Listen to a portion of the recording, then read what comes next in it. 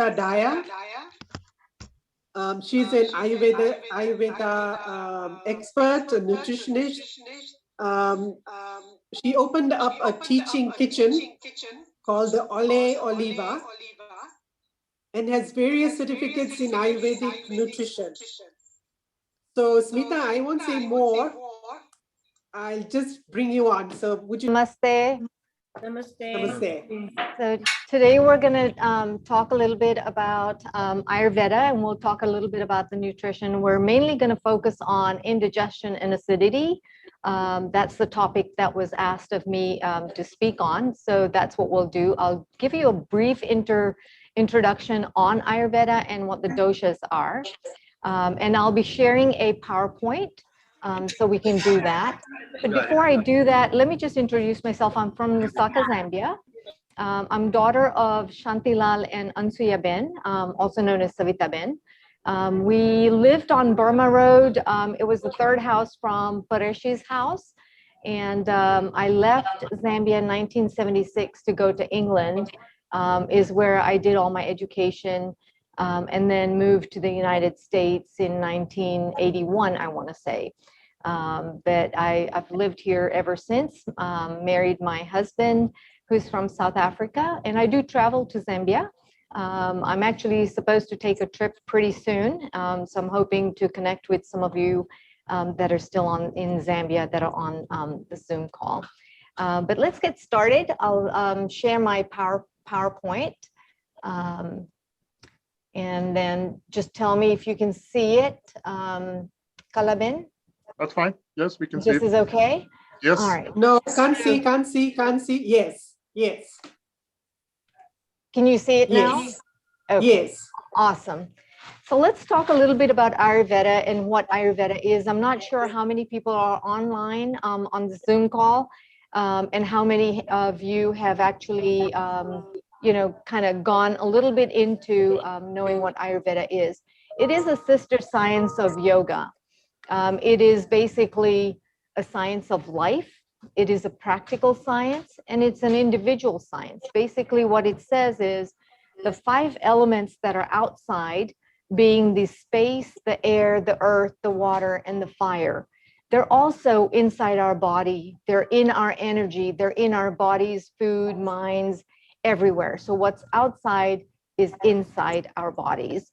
Basically, a microcosm of the macrocosm is what we're talking about here. I'd like to show this slide, if you can see this slide here, and I'm just going to move this over on this side so you can see. So this is an overview of Ayurveda. Basically, everybody talks about the mind-body connection.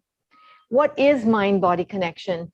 80% of what we eat has an effect on our mind and body, okay? 80%.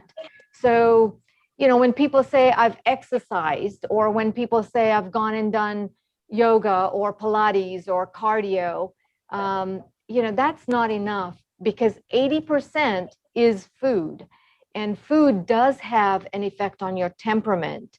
So there are 3 energies in our body, which is the sattva, the rajasic, and the tamasic. And that's where the energies come in. We won't go too much into detail on that one. Maybe at the end, we can talk about that. But this overview right here, so you see the triangle right there in the middle. It says Agni, Dhatus, Mala, and Dosha. Those are the 4 basics in Ayurveda. All of those 4 things have to work in order for your mind and body connection to happen. So Agni basically means digestive fire. There are 13 digestive fires that we have. The first one being Jatar Agni, you see it right there on the left. That is basically the digestion of food. That's where the nutrients and anything that needs to be eliminated are separated, okay, between the small intestine and the colon. And then you have the 5 Bhuta Agnis. The Bhuta Agnis are basically made up of the elements and in the form of amino acids. And so what happens is they nourish our 5 Tan mantras, the Tan mantras being the sound the smell, the touch, you know, all our five senses is what that's talking about. That is being digested in our liver. So the 5 Bhuta Agnis reside in the liver. And then you have the 7 Dhatu Agnis. The Dhatu Agnis are basically your 7 body tissues, which you see up here on the right. So when you eat the food, all of our food is digested in the Jatar Agni, which then passes it on to the rasa, which is the taste, the plasma. Plasma gets all of our 6 tastes, which is the sweet, sour, salty, bitter, pungent, and astringent. Then what happens is the rasa takes what it wants and eliminates what it wants, and then passes it on to the rakta, which is the blood tissue. The blood tissue basically takes in the sweet taste. That's your first hour of digestion. So the sweet taste gets digested in the blood. So remember when the doctor says, you've got to have your blood work and make sure you're doing fasting sugars. The reason being you're doing fasting sugars before you do your blood work is because the first hour of digestion is the sweet taste. Okay. Then the rakta takes the sweet taste. It takes about 5 days to digest, then passes it on, the rest of the nutrients onto the mamsa, which is the muscle. So sour taste gets, digested for another 5 days. And then the adipose, the meta tissue, gets the salt, and that's where the bile gets produced in the duodenum. So on and so forth, all the way to the shukra, which is the reproductive organs, where the astringent taste gets digested. So those are the 7 Dattva Agni, for the body tissues. Then you have mala. Mala is basically anything we excrete out of our body. When we urinate, when we poop, we sweat, our hair, our nails grow, anything that's coming out of our body, that's mala. And then the doshas are basically the vata, pitta, and kapha. Vata, pitta, and kapha comprised of the 5 elements. So basically, vata is made up of air and space. Pitta is made up of fire and water. And kapha is made up of earth and water. And so those are the 3 doshas that we talk about. So the 3 doshas are very important. So if you look at everyone that's sitting on the Zoom call, everybody's body types are different. So for example, you're looking at me right now. I am a vata. I am made up of air and space. So basically what I have to do is bring in the earth, the fire, and the water into my body to balance my body so that I don't have any diseases. We can eliminate those. And we can go back and you guys can ask me questions at the end. So doshas we were talking about, the vata, pitta, kapha. Those are comprised of the 5 elements that reside in our body. We have all 5 elements, but 2 of those elements are always going to be dominant. For our purposes of this call, just understanding where the seats of the vata, pitta, kapha are according to your body type. So vata is any air and space. So anything that's a downward movement, it's air. It's also our heart pumping, it's our eyes blinking. Anything that's related to the air and movement in our body, that's vata. But vata is located right at the bottom in our intestine and colon. So when people say, I have gassiness, or I have bloating, or I have constipation, you have to understand that that is a vata imbalance. And you need to correct that. Because it is air and space, you need to eat something that's warm, moist, cooked foods, having warm water, making sure that your food is warm and not cold salads, and not eating cabbage and, airy foods like cabbage, cauliflower, you've got spinach, you've got kale, asparagus, all of those are airy in spaces. So eliminating those would help to cure the vata imbalance. Pitta, it's right here. The pitta is your digestive fire, but not just your digestive fire, it is also your intellect, your fire in your creativity, in your mind, your intellect, your intelligence, all of that. So pitta is very important. It's made up of fire and water. Main seat is in your stomach area. So let's say a Pitta person douses the fire with too much water drinking. What's going to happen is you're going to weaken your Agni. And this is where most of the indigestion and acidity comes in. It's a Pitta imbalance. So one, to make sure that if you're a fire and water, you're not dousing your fire, making sure that your digestive fire is always strong so that you're assimilating, absorbing, and metabolizing all of your food. Kapha is lungs. It's right up here. It's lungs, and it's also your sinuses. So it's earth and water. So lungs are very heavy. It's water. Earth is very heavy. It's located up in your lungs area. So when people say, I feel like I have a congestion coming on, or I have my sinuses are blocked, you know that that is a kapha imbalance. So just understanding where your seats are, and then according to that, being able to recognize the symptoms. Okay.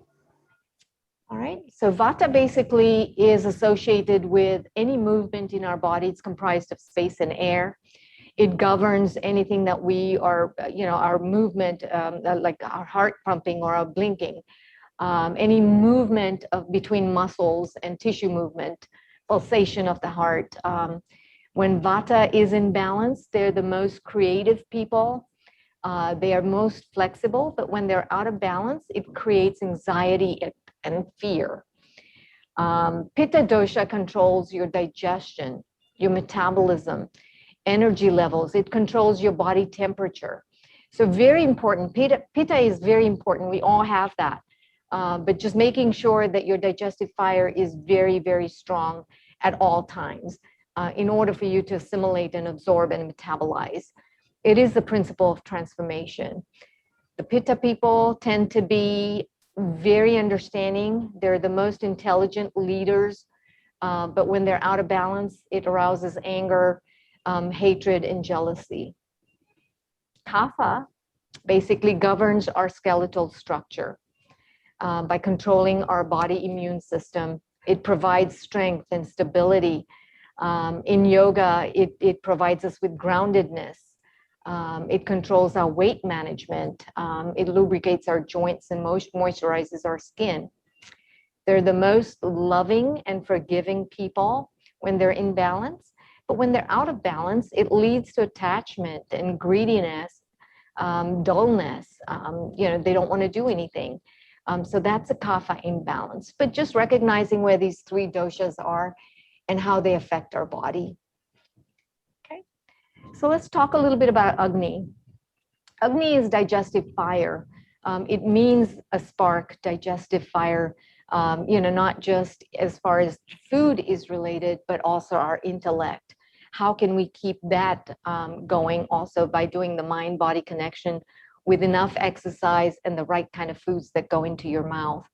The qualities of an Agni are hot, light, dry, sharp, penetrating, very pungent, luminous, and transforming.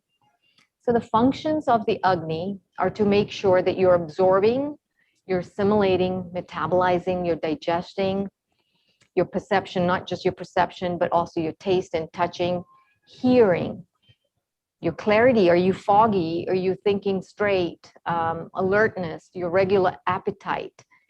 All of those things are related with Agni. Okay. So just quickly on the 13 different types of digestive fires, Agnis that we have in our body. Jatar Agni is your main Agni. It's the digestion of food. It's where all of our food gets digested, and then the nutrients are separated from what needs to be eliminated from our body.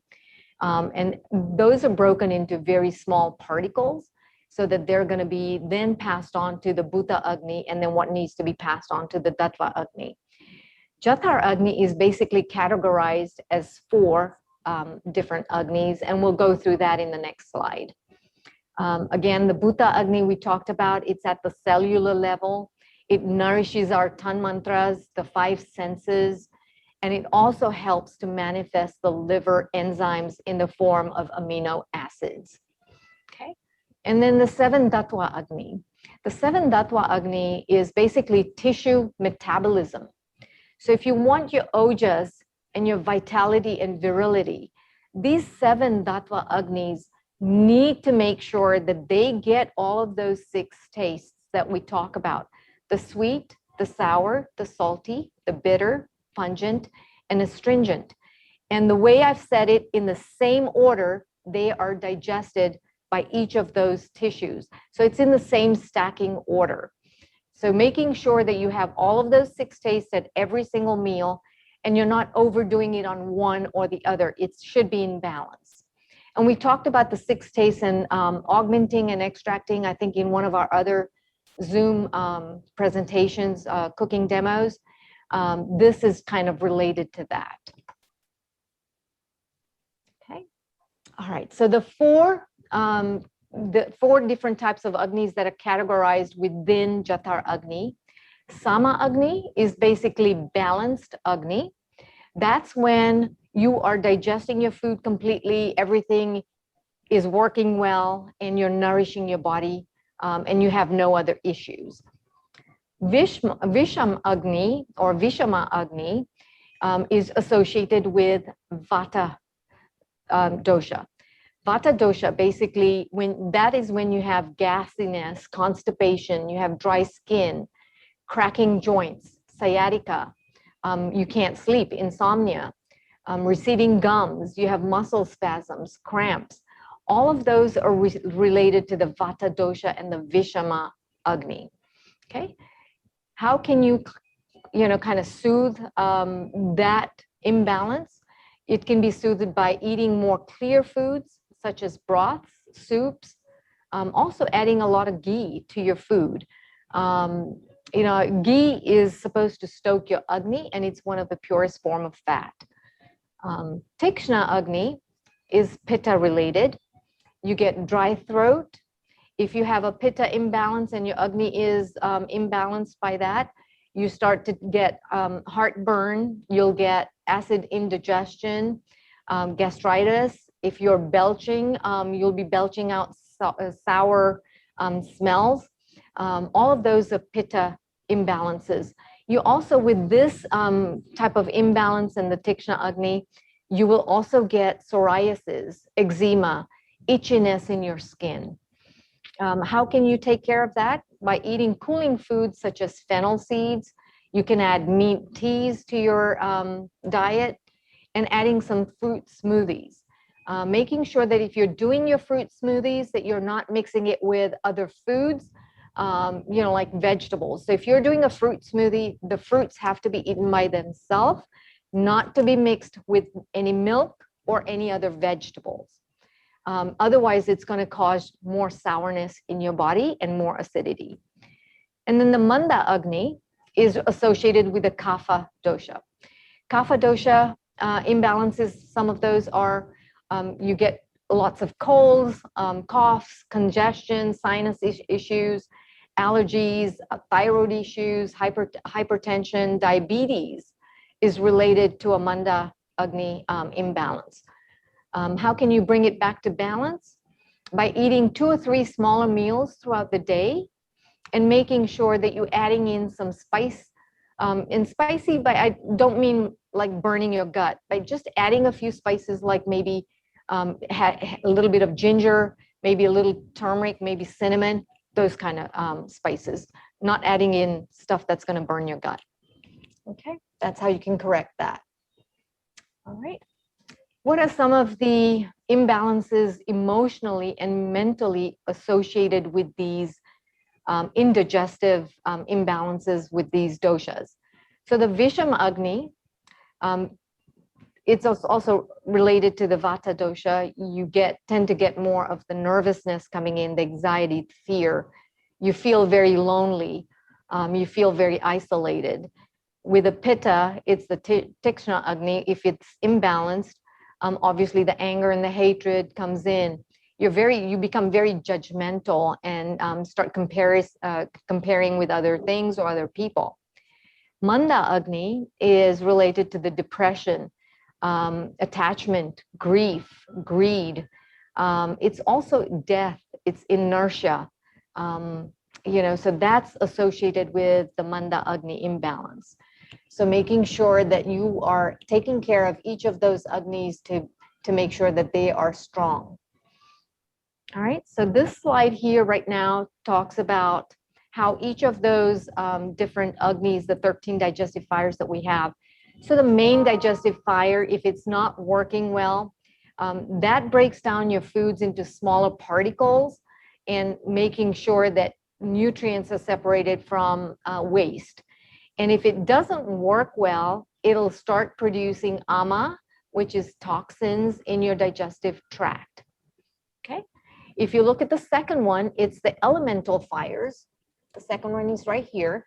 Elemental fires are residing in your liver, right there, in your liver. So those 5 elemental fires have to digest the 5 elements through the 3 gunas that we have, the vata, pitta, kapha. So very important in the liver. The amino acids have to work with the enzymes and they have to manifest. If that doesn't work very well and something goes weak in that digestive timing, then ama is going to circulate. So just understanding that you have to make sure that each step, your digestive fires are strong. Tissue, number 3, right there, it synthesizes all of what we eat, the nutrients, the vitamins, the minerals. They get synthesized at that process, at the dhatu levels, at the 7 Dattva Agni level. So if your minerals and vitamins are not synthesized and they're not digested, it will start producing ama, and that will manifest somewhere in your body and find a weak spot and come out as a disease. Maybe it could be diabetes, it could be Crohn's disease, celiac, whatever disease, cholesterol, those are going to come out at that point. So very important that the tissue fires are synthesizing what you're eating. All right. So what are some of the functions of our digestive fire? It basically gives us immunity, luster to our skin. It helps us to digest, absorb, assimilate our food and the sensory experience of it. So not just eating and absorbing, but also our 5 senses and our intellect. Visual perception, it maintains our bodily temperatures. It produces our ojas, tejas, and prana. So your immunity, your cellular metabolism, and your vital life force. It creates a healthy glow and luster and provides us with strength and vitality.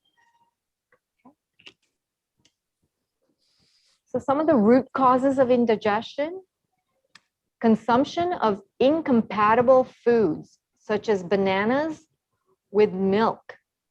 How many times have we had bananas with milk? The minute you put banana with milk, it becomes sour and it's going to curdle in your stomach. That will start producing acid. Okay. Beans and cheese. We all go to a Mexican restaurant. It's pretty heavy on beans and cheese. Beans are very gassy. Cheese is very gassy. You're going to get an issue when it comes down to your colon and eliminating. So making sure compatible foods are what you're eating and making sure that incompatible foods you take out. Any berries, with milk. How many times do we put fresh fruit when we're making our oatmeal? So making sure that you're not putting fruits on top of your oatmeal. Again, smoothies are something that people think that are very healthy, but they're mixed with incompatible foods. So smoothies tend to produce more gas. They tend to produce more acid in your body. So making sure even when you're making your smoothies that you're doing it correctly. Excessive consumption of heavy, oily, dense, hot, spicy foods. Indian foods tend to be very heavy on fried foods. So making sure that you're eliminating or reducing the amount of fried foods that you eat.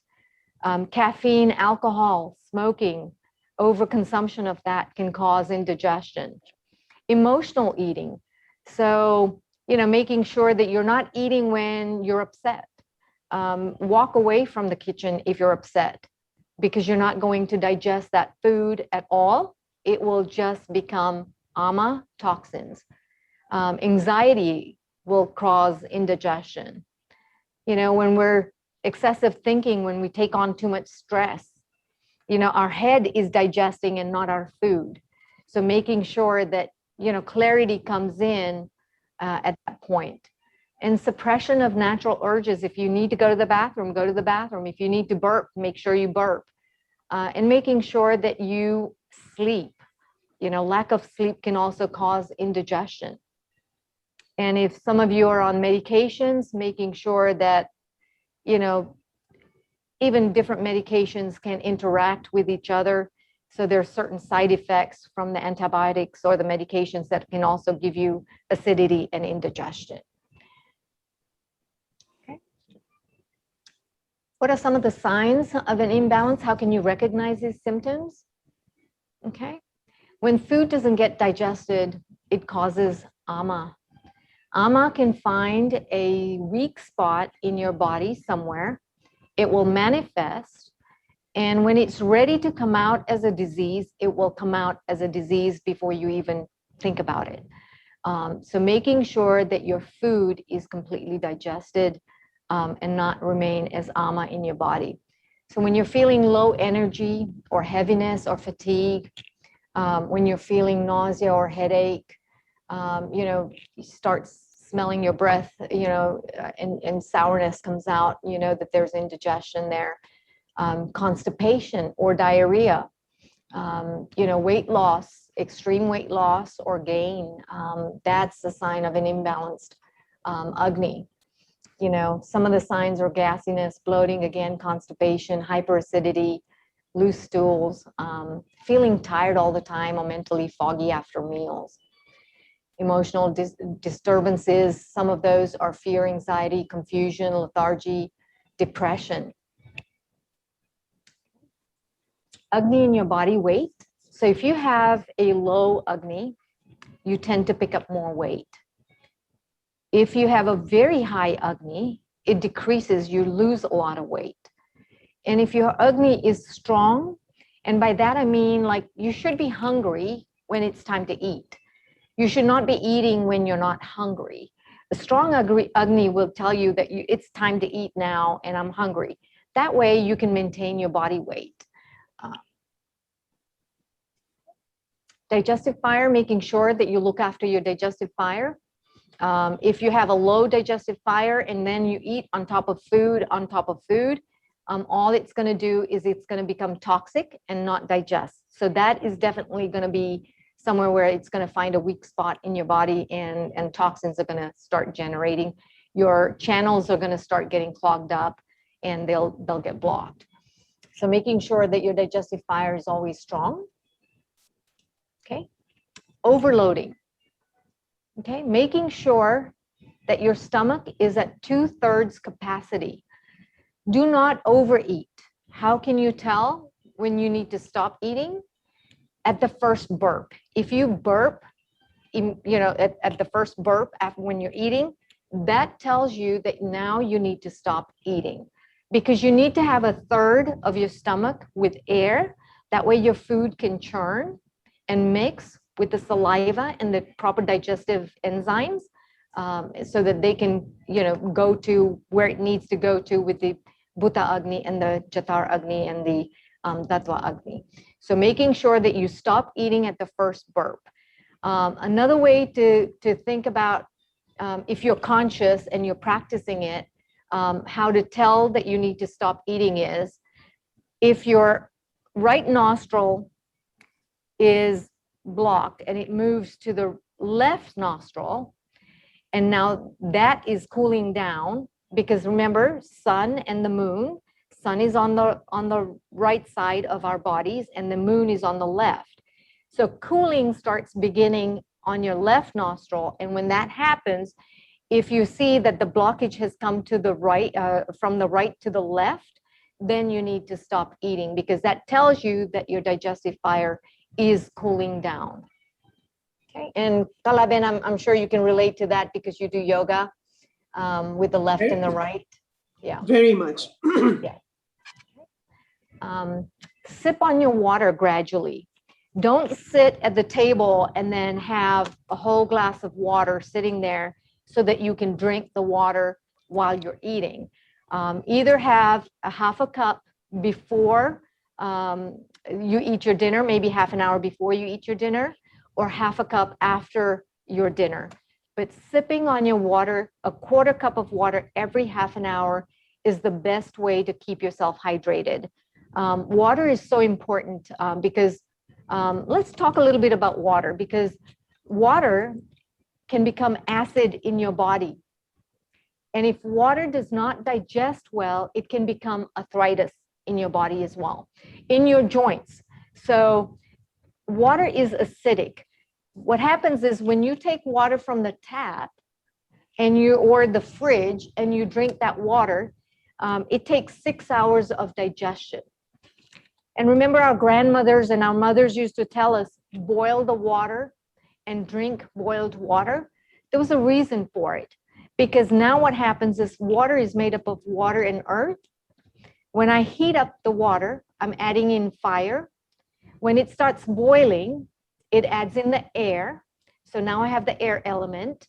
And then when it reduces its volume, I get space. So now what I've done to my water is I've completed my water and it's pure. So water is now pure by boiling it and cooling it down. I've got all 5 elements that are in my water that will give me the energy to open up my clogged channels in my body. If I add a piece of ginger to my water, that takes my digestive process down to 1.5 hours. So we just took it from 6 hours of digestion to 1.5 hours by cooking and adding just maybe a simple spice in there. Okay. Acidic. If you're drinking and you're just gulping it down, you take a whole bottle and you're just, chugging it, and you can actually hear the gurgle in your stomach.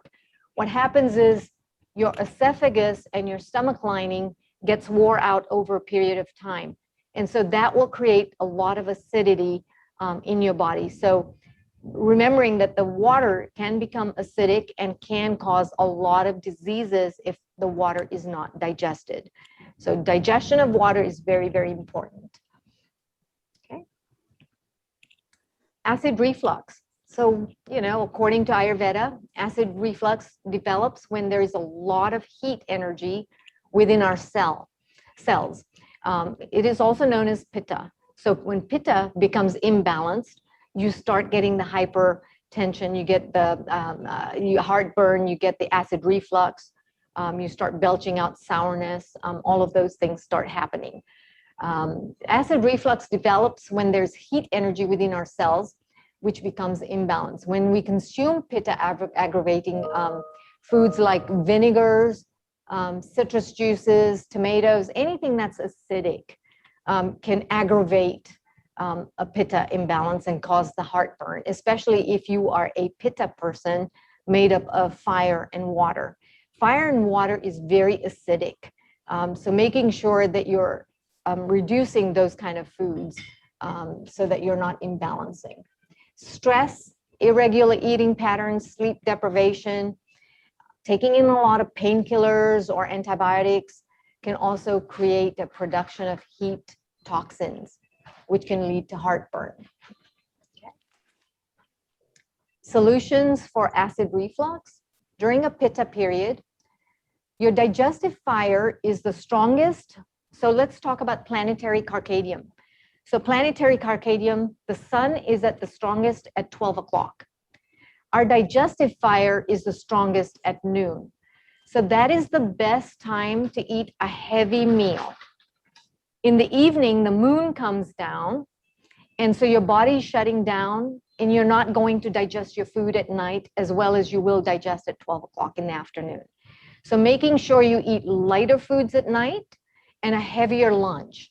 That way you will be able to digest your food. Eating fresh, locally produced, seasonal vegetables are always nice. If you are a meat eater, I would suggest that you eat the meats at lunchtime, because meats have a tendency, if you're eating the meat at night, have a tendency not to digest. So you're going to digest only 10% of your food. The 90% is going to become toxins or ama. Okay? So making sure that you switch your timing according to the planetary circadian. Okay? Again, aggravating foods like grapefruits, oranges, tomatoes, anything that's acidic, jalapeno peppers, a lot of chilies, those are aggravating for acid reflux.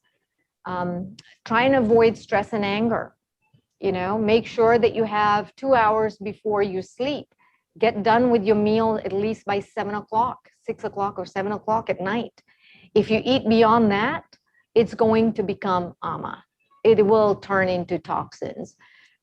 So, you know, we all have choices and we make our choices, right? Okay. What are some of the herbs? Ashwagandha is an excellent herb to add for those that are suffering from acid reflux. It balances the mind and sleep and anxiety. Tulsi is also great. It comes from the mint family. If you're making your chai in the morning, just add maybe 1 or 2 leaves of tulsi in your chai. If you're carrying a water bottle, make sure you have tulsi in there if you want. Amla is again a really nice Ayurvedic herb that can cure some of the digestive ailments. You can add it into water if you have a powder form or into your juice. Coriander is very neutralizing. So you can add those, you know, to a lot of your dishes. Licorice, fennel seeds are great. And triphala is haritaki, bibitaki, and there's another fruit that's in there. So that's also another great detox to have, herb to have for detox. Okay. So GERD, people have heard about the GERD. And so what's the common disorder? You know, that is a chronic acid reflux disease, referred to as GERD.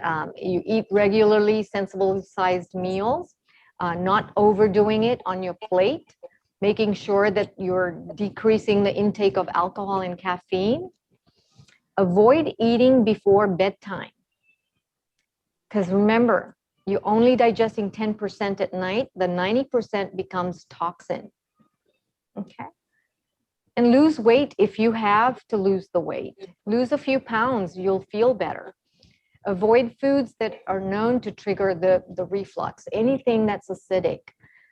Using more of the alkaline foods in your diet. Drink to promote digestion.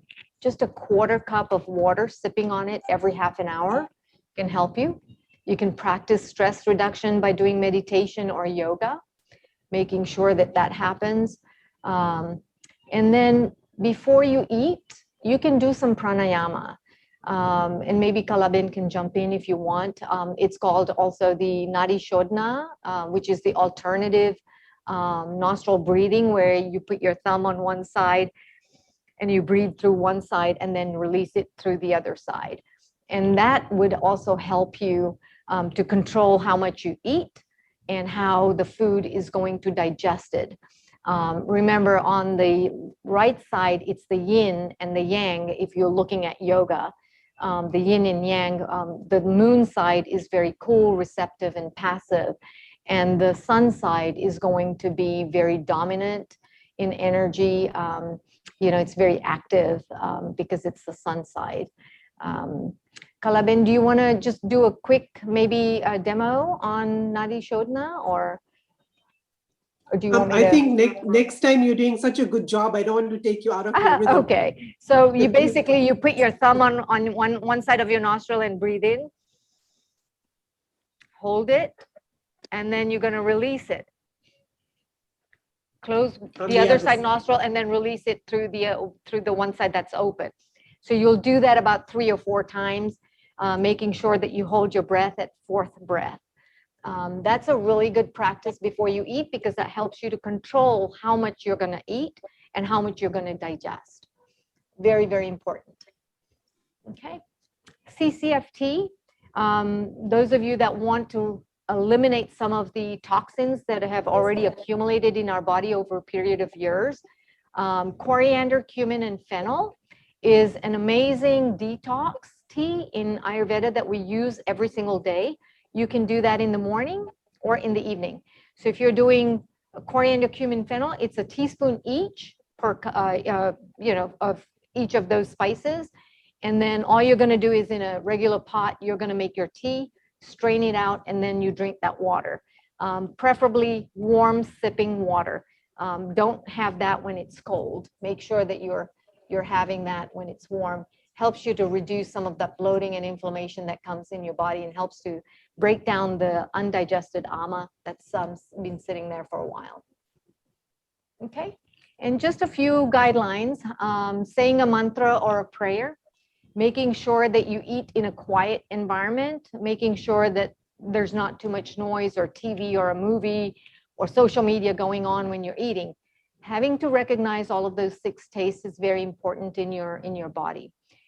Eat only when you're hungry, making sure there's at least 4 to 6 hours of gap in between. What happens when you eat at 8 o'clock and then you're hungry and you go back and eat at 11? You're just piling food on top of food, which is not going to digest. Okay. Making sure that you're sipping warm water. Take out the ice if you've got the ice going on. Ice constricts your vessels. Warm water opens up your channels and helps you to unclog everything. Add some herbs or spices in your water, maybe a clove or a ginger. You can do that quickly. And eating warm, room temperature foods are always better. Raw foods are very hard to digest. So if you can eliminate or reduce the raw foods, that would be very, very helpful also in making sure that you don't get indigestion or acidity forming in your stomach. Okay, and sit quietly after the meal is finished. Focus your attention on the senses. How are you feeling? Are you feeling heavy? Are you feeling good? Are you feeling clear in your body? And then take a short walk so that you can start digesting the food. Just maybe 5 minutes of walk. That can get your digestion stimulated. And I think that was it. So I could take some questions if anybody has any questions. It's very in-depth. I just wanted to give everybody an overview, so you kind of have an idea of the basic overview rather than going in depth and overwhelming everyone. So I can take any questions that anyone might have, and I'll do it. Smita-Ben, thank you so much. First of all, can I just thank Smita-Ben for a lovely, lovely discussion. Absolutely. I mean, it's been very, yeah. Thank you very much. Okay, so we'll take questions, 3 questions. Sure. Smita, I had a quick question. Perhaps. Hi, Pratish. How are you? Hi, Smita. Wonderful presentation as always. Thank you. And very educative, I must say. And it's pretty intense. We sometimes forget how intense this is. And I'm still waiting for you to message me. I'm not sure if you've had a chance to look at yours. Sure, I know. Smita did give me a breakdown of where I am with my, what's it called? Your doshas, yeah. Doshas. So anyway, Smita, perhaps next time you can briefly tell people that, this science is great, but they're so lost in where they stand, where's the diagnosis of which dosha they represent. So perhaps you can give a brief explanation of how you find out what a diagnosis is and what process it takes place. The different types of body types. Yep. Yeah. So I can do a quick brief overview. So Vata people tend to be slim, either short or tall, and very slim. And then Pitta people are moderate built. And then Kapha tend to be more broad and more skeletal, more muscular built. Pitta people tend to have a lot of the heat, like heat-related symptoms, indigestion. They're prone to a lot of acidity in their body, psoriasis, skin diseases, those kind of things. Vata people tend to be more on the constipation, the gasiness, the bloating side of it. Also joints, joint-related issues with Vata because it's air and space. And then kapha people tend to be more on the diabetic side. You know, they're more earth and water. Earth and water are heavy. And so they tend to be on that side where there's more of the diabetes, cholesterol, quick weight gain, but can't lose the weight. That's kapha. Yeah. I had a Thank you. Can you take another question over? Yeah, I had a question. Yes. So there's a lot of lists, too many lists, to be honest, to keep track of. Are there maybe 4 or 5 things, takeaways that you can provide us? Maybe some, you know, say, okay, these are the things that, you know, that becomes more practical on a daily basis. Okay, these are 5 things I have to do every day. Because I enjoyed the listing and all the lists, but you know, part of my resistance is, and this is just about me, it's nothing to do with you, is I look at it very scientifically. Some of this, my question is also additionally is this a belief system, or is it scientifically been proven that when you're a kapha, first of all, how do you even analyze that you're a kapha, right? Kapha, and so prove it out. Is it been empirically proven that this is the body type? And you know, some of these things are very, very sort of common sense, right? If you do certain types of food, you're going to get gas. So I just wanted to kind of understand that a little bit better from a scientific perspective. Back to Smita and see if you can finish off Can you completing hear your me? question. Yeah. Are you all able to hear me? Yes, carry on. Oh, good. All right. So just to answer the question, so Ayurveda is a 5,000-year-old science. So it's been in practice for a very long time. You know, you have to keep an open mind. It's not a diet. It is a lifestyle. So it's very important since it's a lifestyle. When I did my training in silence, I actually experienced a lot of things, you know, a lot of things that a lot of people probably don't realize that they can experience in their life. So you have to be open, you know, again, talking about the elements and how the elements are related to the doshas. For example, it's air and space for vata. I'm a vata type. And, you know, I'm very mindful of not eating too much of the airy and spacey foods. And it has helped me. You know, it has helped me when I take control of my food and eat what I need to. But I think bottom line here is not to get too deep into it. Keep it simple. Keep everything very, very simple. Compatible, incompatible foods, we tend to put a lot of spices together. Maybe just do 2 spices in a dish. You don't have to do 20 spices in one dish, because the aggravation is going to come in any of the 3 doshas. So keeping it very simple, starting with the water, just making sure you have a 1/4 cup of water every half an hour, just sipping on it, not gulping it. And if you practice it, I think you will see the difference. So yeah, you know, look, you know, years ago, I was actually almost enrolled in Vasant Lad's Ayurveda classes in New Mexico. So, you know, he's the preeminent teacher. Vasant Lad is also, the top, I'm also a very strong, you know, Advaita believer. And so you don't take on belief systems, because it only builds stuff around your head, right? And the key is moderation in everything, right? Everything in moderation. The water is a great suggestion, you know, 1/4 cup every half hour. Those kinds of very practical things hydrate your body, you know, so, you know, and I appreciate I appreciate some of the nuances and the lists and whatnot. Don't get me, I'm not a naysayer, but you know, I also don't believe that you're only one kind.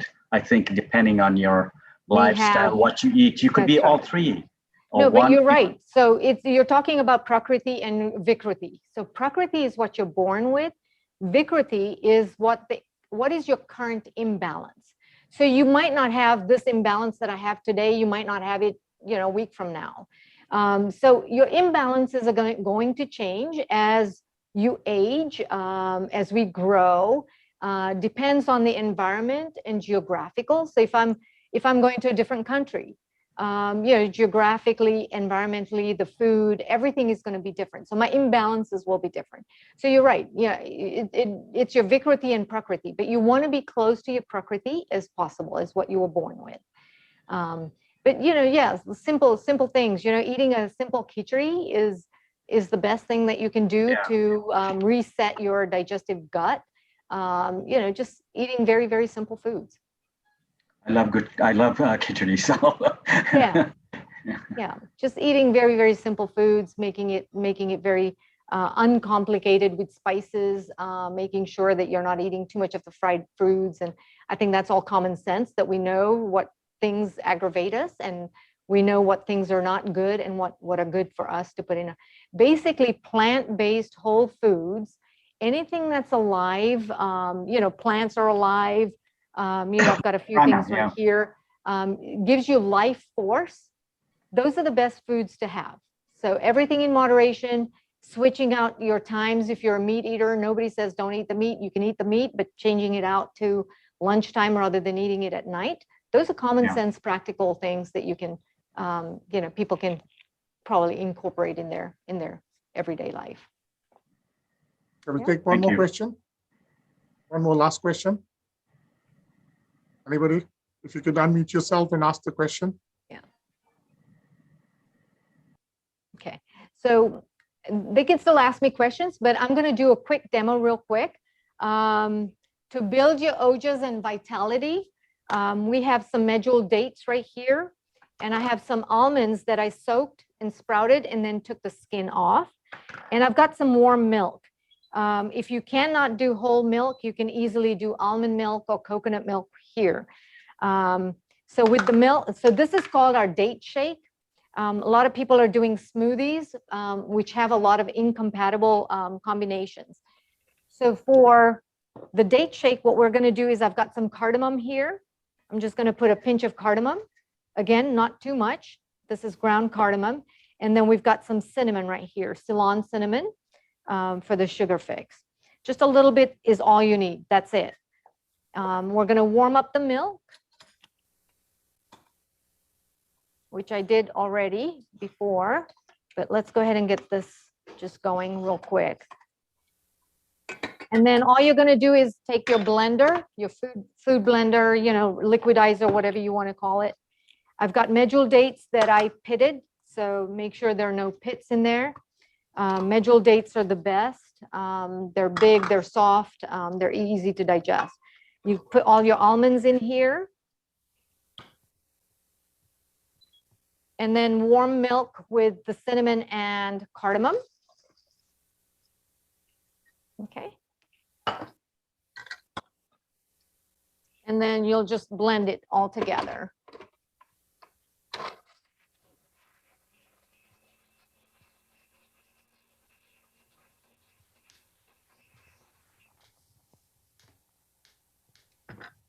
And that's your date shake. Let me grab a cup real quick. Again, the warm milk is great to open up any of your clogged channels.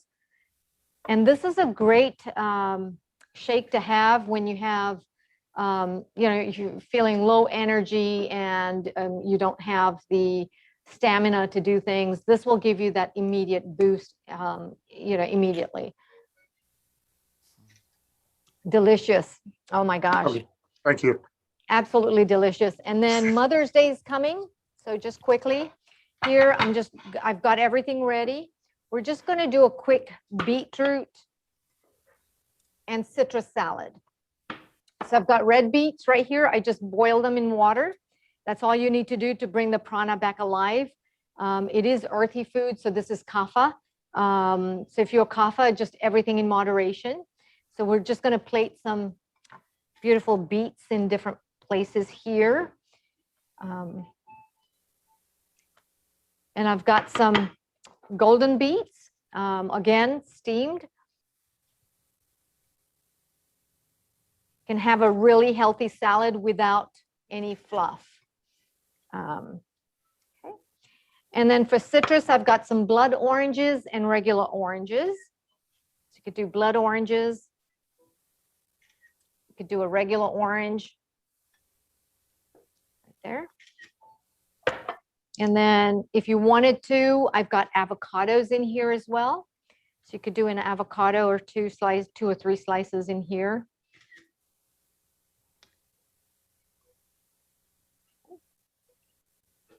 Some more.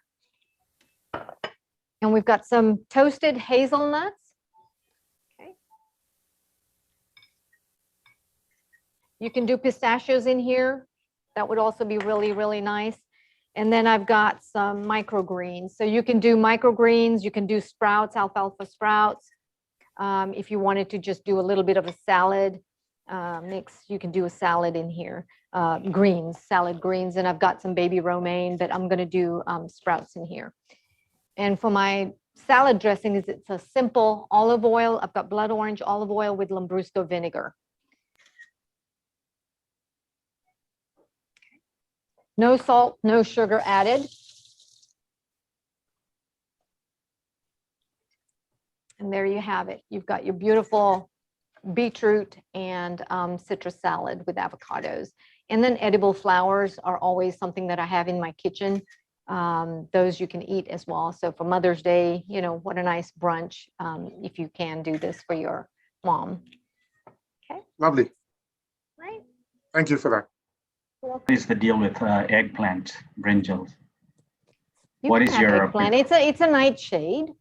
You know, if you are cooking eggplants, you know, salt it. Make sure it's salted a little bit so you take the bitterness out.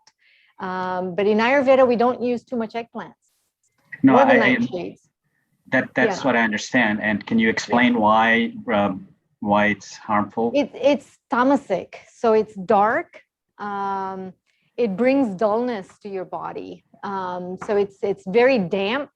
When some of the foods are really damp, they promote dullness in our body. So eggplant is one such.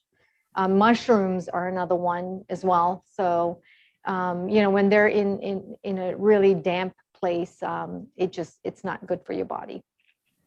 Okay. Yeah, it's the dampness that's the nightshade that comes through. Yeah.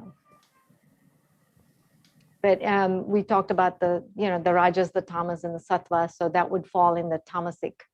You know, any of the nightshades will fall in the tamasic category. And what's your opinion on onions and garlic? They're very rajasic, very stimulating. So everything in moderation. Nobody says don't eat it. You can still eat it, but in moderation. If you're doing 4 cloves of garlic in one dish, maybe do 1. You don't need the whole 4 things in there. You can just have 1 clove of garlic in there. If you're using a whole onion, just do 1/4 of an onion. So you're reducing and you're pulling back a little bit. It's very rajasic being stimulating.